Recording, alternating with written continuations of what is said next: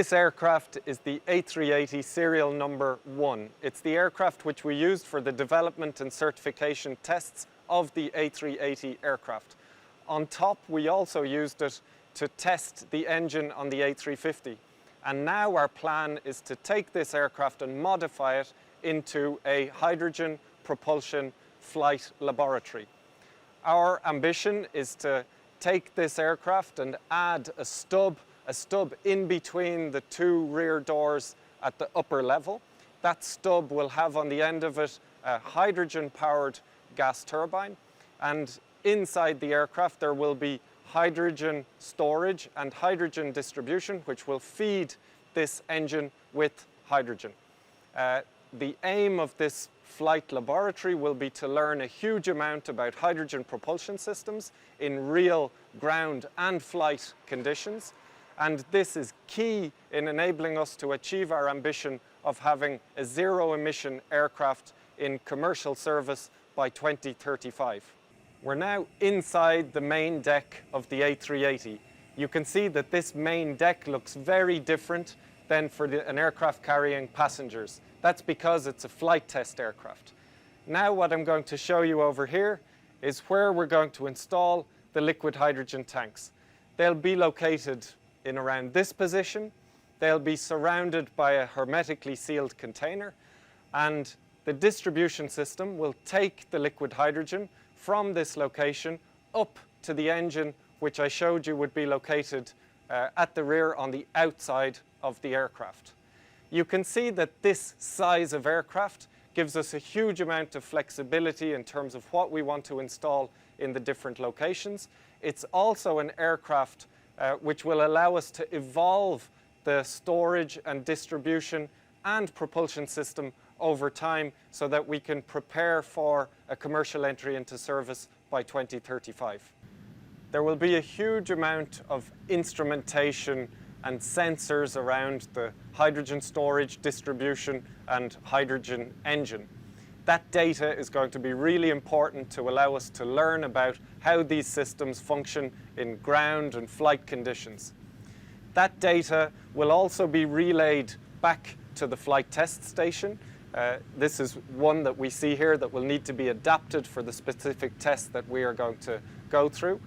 That will allow the test engineers to operate the tests in real time during the flight. The data will also be transferred through telemetry into a ground test station where the data will be surveyed and the flight test will be managed. We're now in the cockpit. As you can imagine, the pilots have a hugely important role during the flight test campaign. So much so that, in fact, the cockpit will be slightly modified to manage and monitor the hydrogen propulsion system in flight. Over here, there'll be a throttle, which the pilots will use to change the amount of power which the engine, the hydrogen engine, will be operated at. And on top of that, there will be a display which will allow the pilots to monitor the different key parameters of the system during ground and flight operations. I think you can see that this flight test campaign, even on the aircraft, is going to be a lot of teamwork, requiring a lot of teamwork between pilots, flight test engineers, and ground stations. On top of that, there's going to be another level of teamwork required in order to deliver all of the equipment, all of the ground test benches and systems that are required for a successful completion. I'm really excited to be working with my colleagues at Airbus and all of the partners who are involved in achieving this ambition. It's a really important step for us on our journey to a zero-emission aircraft. And I'd like to thank everybody for their involvement so far and for their motivation to achieve the next steps.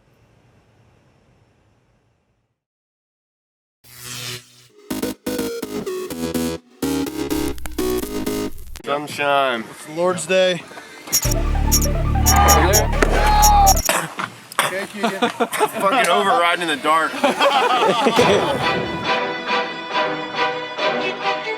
New waters for me, new waters for my coach. Like, we didn't really know what we were doing. We just treated it as any other big nasty race. For the last 5 years, 20 laps has been the record. You don't know what's going to happen. I mean, it's like, you know, the thing they say about 24-hour races, like, you know, 1 or 2 o'clock in the morning, it's like the police blotter, you know, and so you just got to be ready for whatever's going to happen.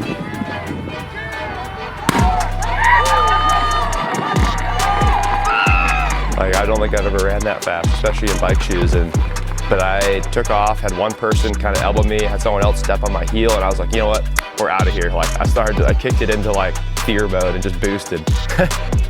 Mission accomplished. Like, I was like, all right, first box of this beast of a race is checked. Like, I didn't crash, I got to my bike, now we can start riding. But there was people like still running past, trying to like get to their bike, and you're trying to weave around them, and like people were pointing like bike rear over here, and it was just like mass chaos. I was kind of looking for Taylor and Timone, and because I knew those guys were like the big, you know, the other solo guys I had to watch out for, and we were all kind of marking each other because you want to keep them in check. You don't want like another one of your competitors to get on a group ahead and be going faster than you, and you lose a couple minutes like the first few laps, you know, just because you weren't mentally paying attention. So. Fuck yes! My blind punch. I knew it, dude. Maverick. Woo! Looking composed. Yes. Yeah, yes. very composed. Yes. Chugged that monster from TJ. That was actually, I saw that. I was like, I'm gonna drink that right now. I need this. I need a little boost, a little caffeine, a little sugar. Get me rolling again.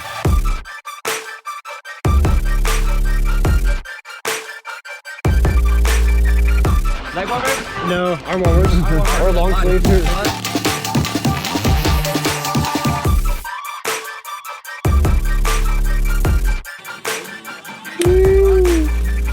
When's the fuck the sun gonna rise? Like, time was just gone. Time was irrelevant. Like, there was light, there was dark, there was light. Like, I was in between then, like, just rolling. He is really the person that will take down the record and will move the needle for us going forward. And I think maybe the chase begins. You know, maybe it becomes an object of desire for the endurance community. It's almost the pinnacle of gnarliness. Maybe there's some other gnarly things out there, like Colorado Trail or ZT or whatever, but I think this is one of the gnarlier things you can do on a bike because you have support, so you can go pretty hard, but it's a long time, man. Like, that was a lot, and I'm glad I did it, but I don't know if I need to do it again or not.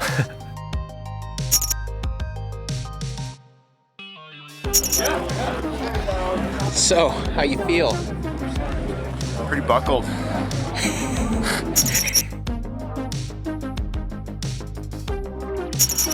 want to pull that? You're having a good time. Yeah, dude. Hey, Lisa. We got you. How's it going out there? Dude, we're having a fucking good time.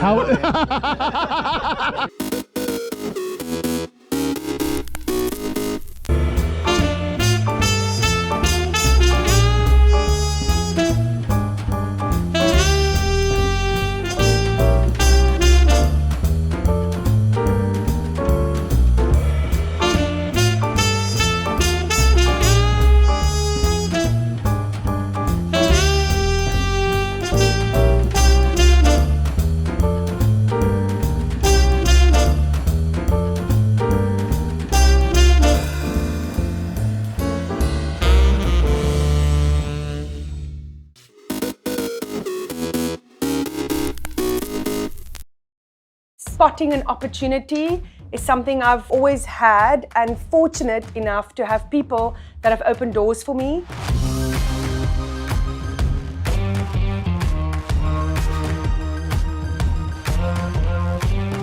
I often get asked, how did I become a milliner? This comes from quite a creative background, cutting up my clothes, studying fashion. I used to be the stylist with everything on the head. I am a maker. Milliners are makers. If you look at milliners across the world, they do really radical things.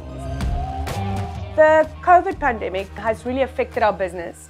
We had to scale down drastically. We had to reinvent a product, we had to create masks, we had to learn to really adapt and keep wheels turning. We just had to do it because if we didn't try it, we would never have known. It is beautiful. Everybody's bringing out every single talent they have. Really, we were pushed to go into a new space and be very innovative. And I think that opens all these doors of opportunity and really looking at local, looking who's around us. Who do I want to support? It has so much power where your money goes. And I think that opens doors for everybody around you to support all of them. It has a whole domino effect.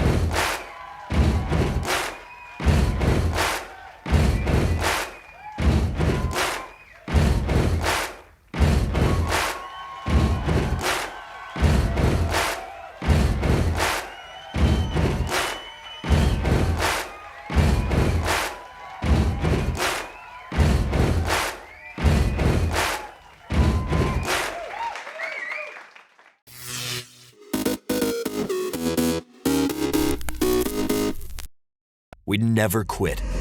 We'd never give up. We'd take control. To the world titles.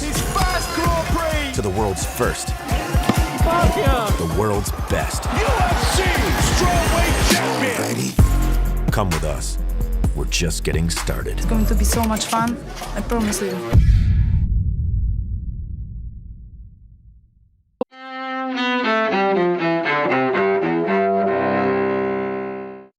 April 10th, 1998. In Northern Ireland, peace talks conclude with a landmark deal aimed at ending 30 years of bitter rivalries and bloody attacks. Negotiators signed the Good Friday Agreement, calling for power sharing between Protestants and Catholics in the troubled region. 1912. The Titanic set sail from Southampton, England, on its maiden voyage across the Atlantic Ocean.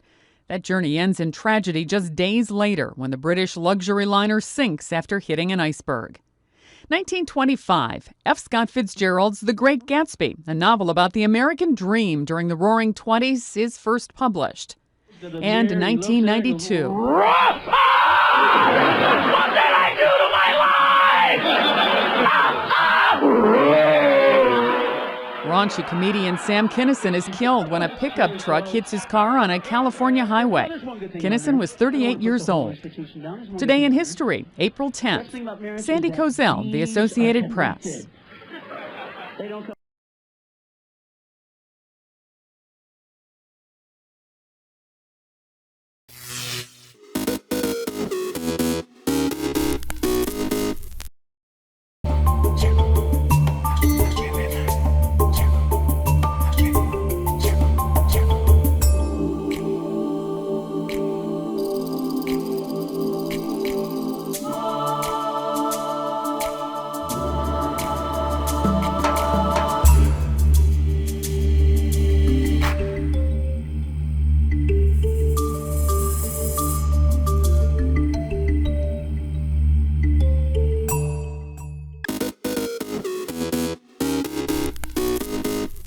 Welcome back in our studio, and in today's news,